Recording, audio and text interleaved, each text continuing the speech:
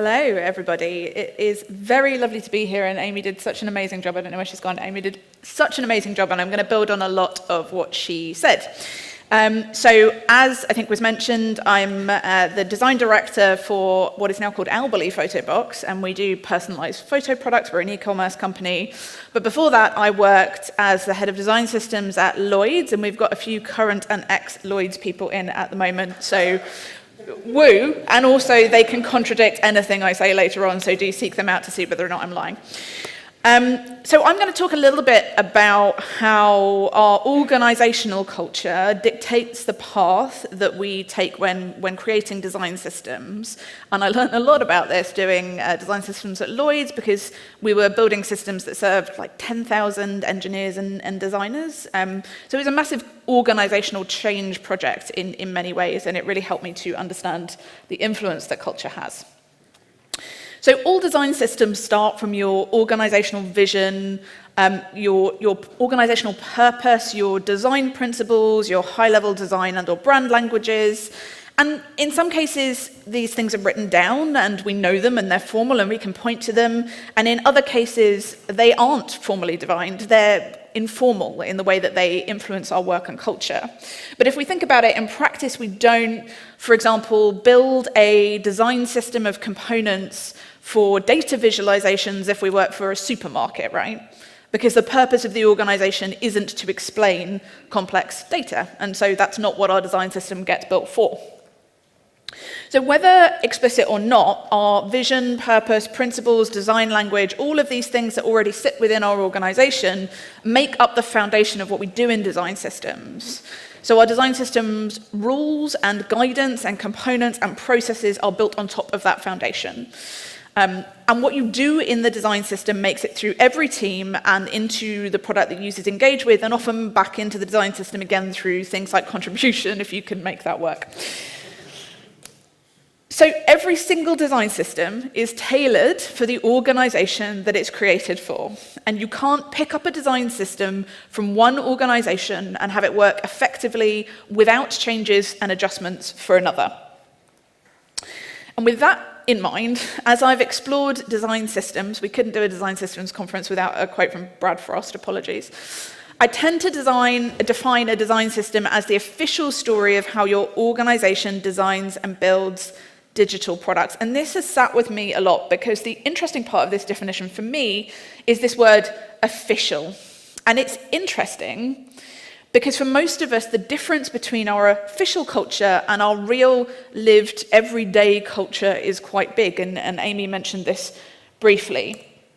So an example would be that companies say that they prioritize inclusion and accessibility, but their workforces aren't actually diverse, and their products often reflect that. Companies might say that they value customer experience, but they design for themselves, for their own structure, for their priorities.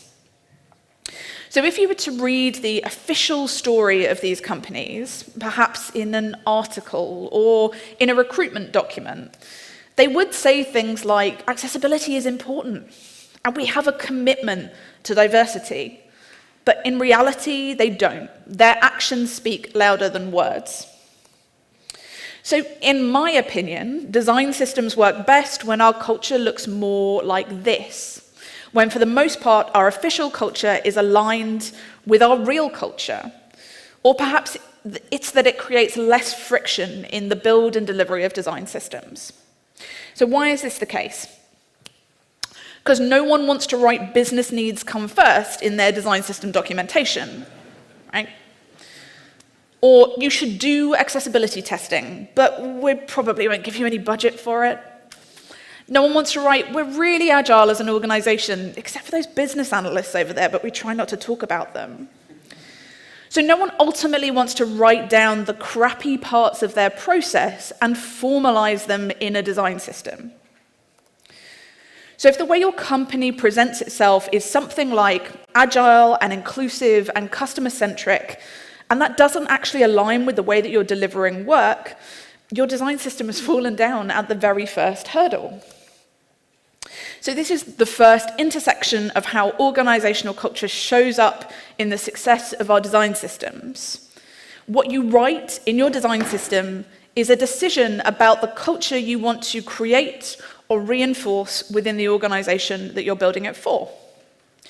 And if you, as a design system team, have a very different idea of what good looks like than the wider organization, or your organization is lying to itself about how it really works, you're going to struggle to create something that feels relevant and usable to your internal users. So most times, I think that when we look at the design systems we lust after, their official culture and their real culture overlap. So if we look through a technology and startup delivery lens specifically, Airbnb, I think, can be seen as a good example of this. So they're originally a small startup that had quite an intentional culture baked into their roots. They were tech and design focused from very first conception, and as a result, they are agile and quick moving. And they are quite focused on some things like diversity. They've got some good accessibility tools, although not a great track record with accessible locations. Their racial diversity within the organization is still quite poor. So it's a mixed bag, particularly when we consider the fact that their service also has notable negative impact on property values, which seriously disenfranchises the poor in some areas. So they definitely don't get a full overlap between what they say they are and how they actually work, the impact that they really create in the world. But I've never found an organization that does have that full overlap. The stories we tell ourselves about what organizations do is always very different to the impact that they actually create. Even with all of that, not all of us work somewhere as aligned and purpose-driven, for good or bad, as Airbnb. So we're going to do a little experiment now, and if you don't want to talk to people, get your phone out right now. If you do want to talk to people, great. So I want you to imagine that you are the hiring manager for a role at your previous company. Now, I'm saying previous company because I don't want anyone to have any weird, awkward conversations about how shit their job is right now. So you can either turn to the person next to you or write some notes on your phone if you're more comfortable doing that. And I want you to imagine that you're in this interview and the candidate you're interviewing has asked you, what's the culture like at this organization? Now you're trying to promote the organization, you want to hire this candidate, they're amazing. I want you to answer their question. So turn to someone next to you or write it down. And I want you to just take a minute to do that now.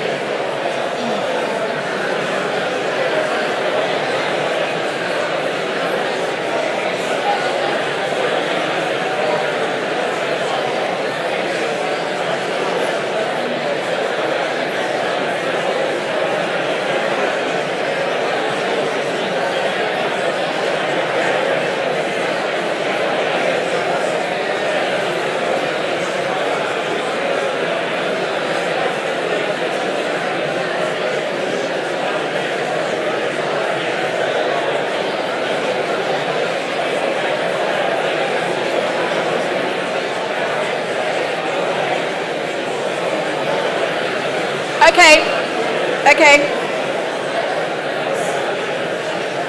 All right, back on me. Come on, we've got another one of these things to do, so like, great vibes, so thank you for that. Right, so there's a second part to this experiment. You're now in your safe space. You're speaking to your best friend. You always tell the truth with your best friend. There are no barriers. And they're considering a role at your previous company. And they ask you, what's the culture like? So I want you to take a minute to answer that question as if you were talking to your best friend in your safest space.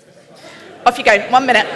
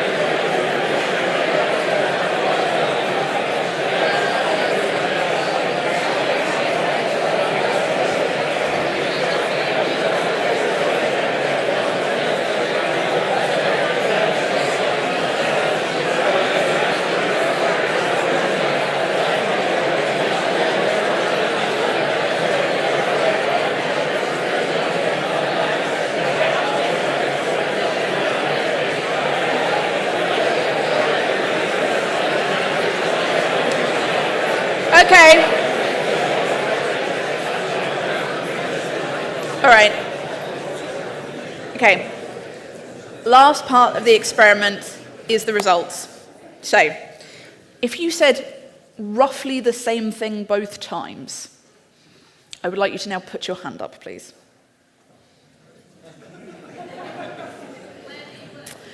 Yeah, do you all work together? Yeah, okay. Okay, so great, thank you for that. This is about the same, right? I get maybe 5%, I've done this a few times, I get maybe 5% of the audience will put their hands up both times when I ask this question. So scientifically, I think we can conclude that for most of us, our official culture and our real culture don't overlap heavily, right? So what kind of impact does that have on a system of any kind, but specifically we'll get to design systems? Well, I want to discuss an example of where this has gone wrong before. Ultimately it worked out, but where it's gone wrong before on quite a massive scale. So I was working with government during the creation of the Government Digital Service and the first service standards. It's a massive system, right? A new system that the GDS tried to put in place in terms of digital delivery. It includes design systems, we'll get to that, but it's a system in and of itself. So the service standard describes a variety of points, they've changed a bit over the years, that departments must follow to produce high-quality digital outcomes.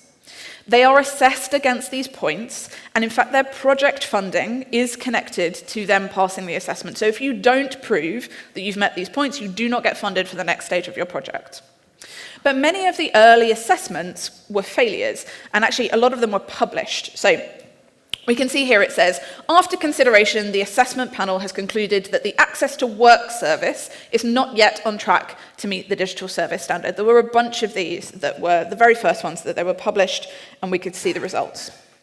Another example, due to time constraints, the team have not managed to do a lot of usability testing. But look, there's a really big principle there that says do ongoing user research. But they didn't do ongoing user research. Okay, well, let's try another example.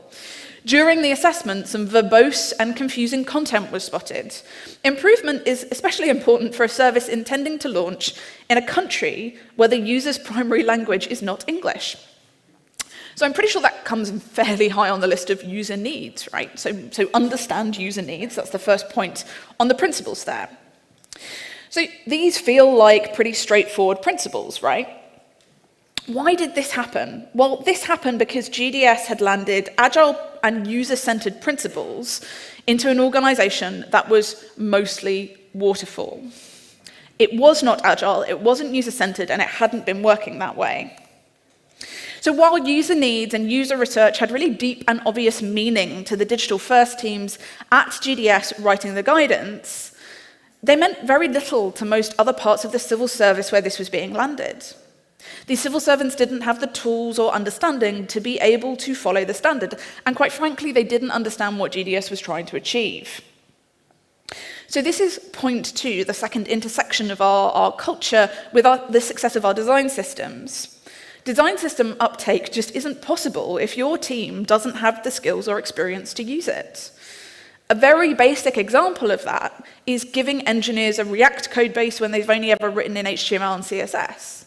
But the bigger scale version of that is, does someone have the same approach to things like user needs and design and development that your design system team does? And it was pretty dire in terms of digital skills in the civil service, so the context that GDS was trying to land this in. These are stats from 2015 to 2017, and you can see they say in 2016, 20% of civil servants said they had the right digital skills to do their job. This had fallen to 12% in 2017. So fallen.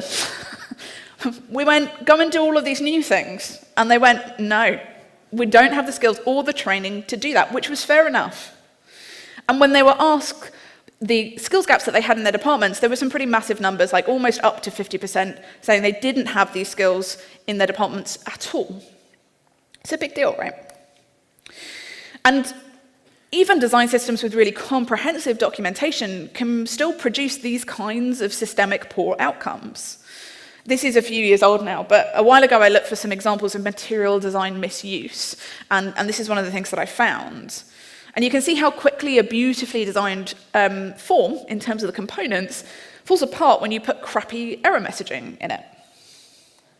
And you can envision how these kinds of things, issues happen when you put material design in the hands of developers without design skills, or anyone without content design skills. Because for these groups of people, visual presentation and content, they aren't the priorities. So focusing on getting those things right for them are not the success criteria for a good piece of work. And that's understandable because it's not what we hired them for. So in this context, we can see that the final point, even with the best guidance, systems are not always used as intended. And if you've ever worked for customer services, then you'll know that this is true, or done support on the help desk. People don't use things in the way that we expect them to. This is true of design systems too. And there's this great quote from a kind of slightly random service design company on identifying and modeling business capabilities. And the quote is that organizational capabilities are created by values, attitudes, behaviors, skills, abilities, and the expertise of the enterprise or the company. They represent, collectively, altogether, they represent our ways of working when we talk about that. So our ways of working are influenced and created by all of these things. So everything I've discussed so far, our values, our priorities, our knowledge, our skills, it all comes together to make up your real culture. It's a collection of all of these things. So a design system with user needs at its heart, like GDS put in place, is only going to produce good results if the people using it understand the principles of being user-centered, if that is their priority. If your organization hasn't been working in that way, if that hasn't been its priority, then it's also not been hiring people with those skills and values. So our culture is a combination of these things, its values, priorities, knowledge, and skills, and that means that, unfortunately, the culture that drives your colleagues will drive the outcome of your design system too. And you can't expect an organization to entirely change its ways of working or the things that it values to meet the vision of your design systems team just because you wrote they should in the documentation. Writing does not make it true, and it certainly doesn't make it simple to achieve either. We're working in some very complex systems. So as Amy kind of just said, because I got this from her notes before she'd written the full talk, so I think she approximately said something like this, an understanding of our organization's culture should guide our decisions about when to work with the organization and when to push for change. So sometimes you need to design for the culture you already have, even if it feels like a compromise. And sometimes you need to consciously design against the culture or push for change, even if it's not what your internal users want. So you're going to be regularly faced with this choice if you haven't been already. Do we go with the existing culture, designs, code bases, processes, ways of working, or do we go against that? Do we fight for change? And what does that look like in practice? Well, if we're designing with the culture, we might prioritize creating components from existing designs, promoting the existing best practice we see across the organization. If we're designing against it, we might challenge whether the current common components are good enough and design entirely new ones for our design system. With the culture, we might focus on creating improved tooling for current common workflows and systems, things that already exist. And against it, we might find ways to create friction in the process to improve the final outcomes. So those might be things like adding design or code reviews to our ways of working, which create checkpoints where we can review, discuss, and improve the outcomes of work. With the culture, we might test our new or improved tools and systems with established teams, with the best of what we've already got. Against it, we might choose to test our new systems or tools with the people who are most open to change and experimentation. So the team that I worked with at Lloyds did both at various times. Our design system was called Constellation. It had a lot of space puns. It also included the standard things you'd expect: a pattern library, a code library, brand standards, copywriting guidance, quality criteria, page templates, and more. And before I joined Lloyds, and we created as a team, we created Constellation, the unified design framework was started as the very first iteration of a design system. It was a brand and simple pattern library, and the team was very much designing with the culture at that point. So the team produced these UI kits, which were sketch files used to copy-paste components. So we'd give them to the designers, they'd copy-paste them, they'd put them in their projects, no linked files of any kind. And they worked well for the 200 or so designers using them at the time, because these designers were all used to making their own design decisions. In the existing ways of working, the designers had no accountability for aligning with the design output of other teams. So being able to break apart the components and make whatever changes they wanted with them worked for them. And in fact, that just having access to the file eased their workflow a little bit, and they got some value out of it.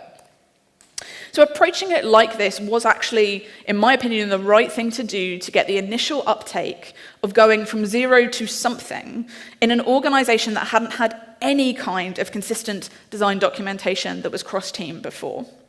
It got all the designers, there was a lot of them, to look at a single document for the right approach, and it did improve consistency somewhat.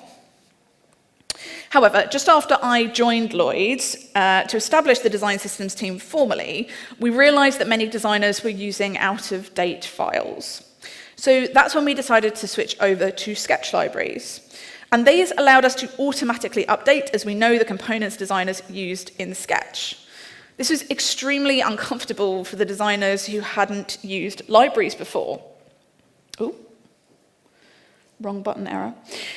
This was extremely uncomfortable for the designers who hadn't used libraries before, because they were not used to being out of control of their workflow. They were not used to being out of control of the final design that was put in front of the engineers. They were used to having the final say of every detail that went in. So we had to build a lot of trust with them, but also ultimately challenge the way that they were working in order to get to a better outcome. The GovUK service assessments were an interesting example of using the existing culture of government building on top of it, and the existing culture is one of heavyweight governance and structure to create change. So without passing your assessment, you couldn't get funding, as I mentioned, to pass to the next stage of the project. And while the assessment criteria, the service standard, valued iterative working and user-centered principles, in reality, these assessments were stage gates. They were very waterfall-style checkpoints at the end of projects where you assessed on months of work. So you often spent a month preparing for them just to be able to pass them. They were very waterfall in style, and in that way they aligned very well with how government had been doing things. And as a result, because these things were in place, while they were effective for aligning with the existing culture of the organisation as government, GDS was often a hammer. They had a formal mandate to control the digital output of departments using policy and funding restrictions to force change. And this was highly effective. And it created some really, as I think we've all seen, some very important outcomes for public sector digital services in the UK. But some departments lost their trust in GDS early on because things had been taken outside of their control, and this continued to be an issue in delivery many years later. I spoke to Amy, a couple of quotes from Amy here, thanks Amy, about her work in the GovUK design system team. So the design system expanded on the work of GovUK Elements, which was the first cross-government pattern library. And she said some departments weren't starting at zero trust in the GovUK DS team, they were starting at -20. So after years of losing control of digital services to the GDS standards, the assessments, the funding controls, some departments just didn't trust GDS enough to create such a heavy dependency on the design system in their own projects. They didn't trust that that was a reliable thing to do. So she said the team became intentional about pitching something different to the civil servants and focused on building trust and building community instead. So instead of focusing on trying to create a formal mandate to require departments to use it, which was much more in line with the way that GDS had been affecting change in government, the team focused on building trust and building community. And I would argue that this was a move that did go against this established culture, and to do that, to make delivery more sustainable over time, to create that change.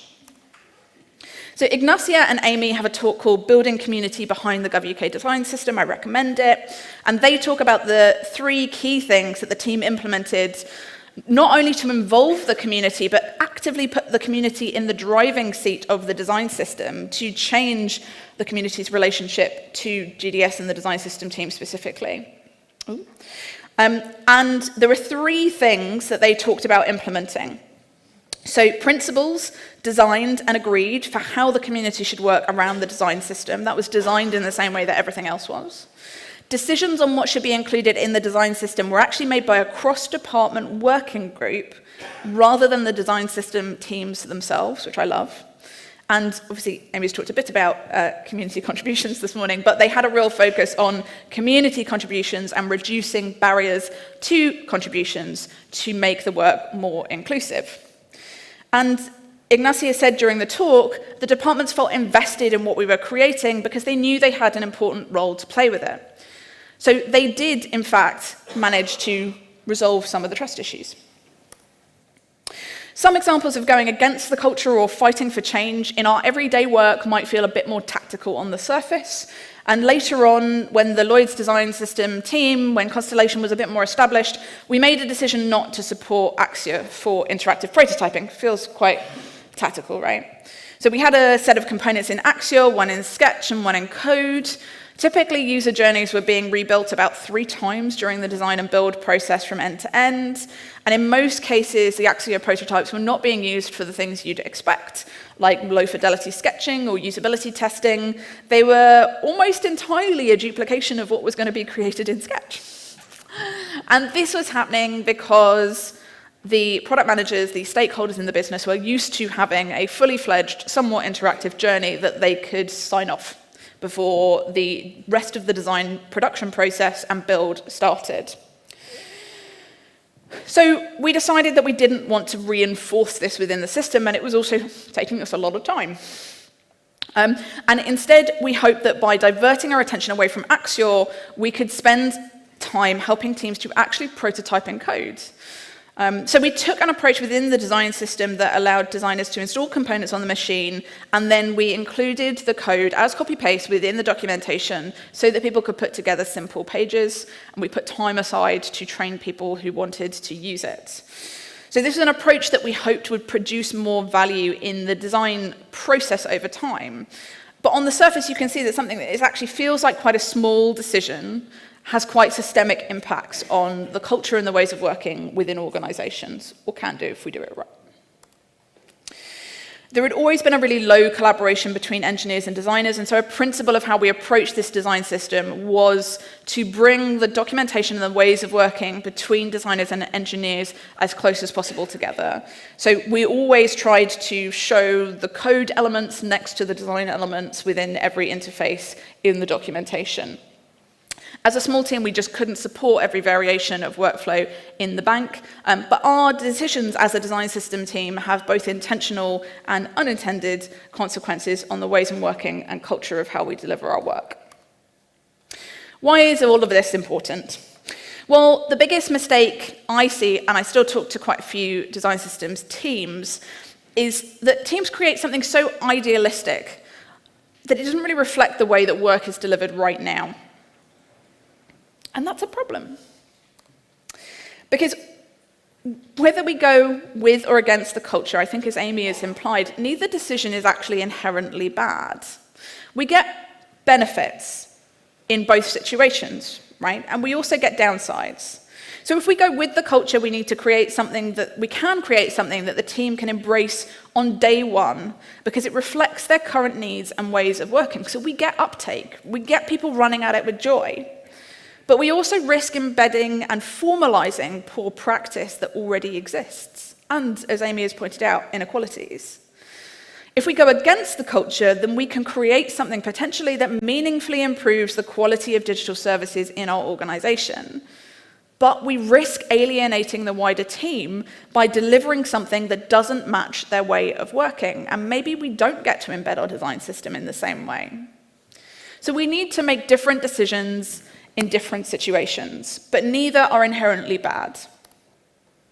So a design system is dependent on all of these things, and it doesn't exist in isolation.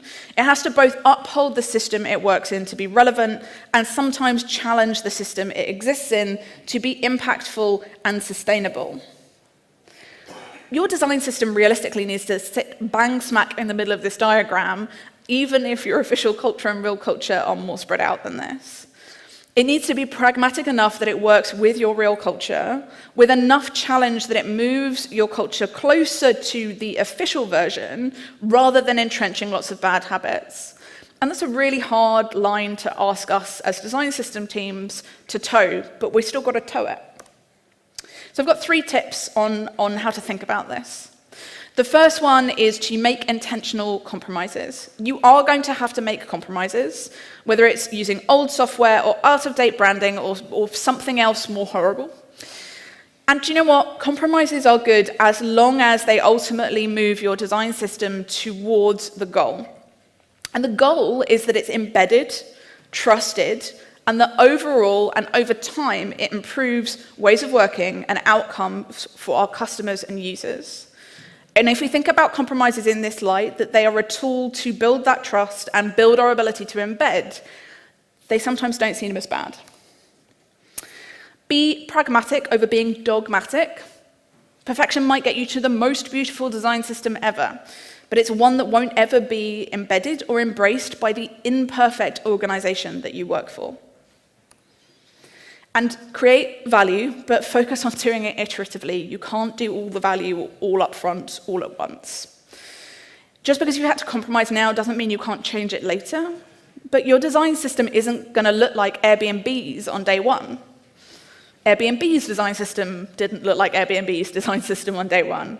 You also don't work for Airbnb, so it's never going to look like Airbnb's design system. So take small bites out of the big problems that are in front of you, that are within your organization, and work iteratively and sustainably towards your long-term goals. Thank you very much.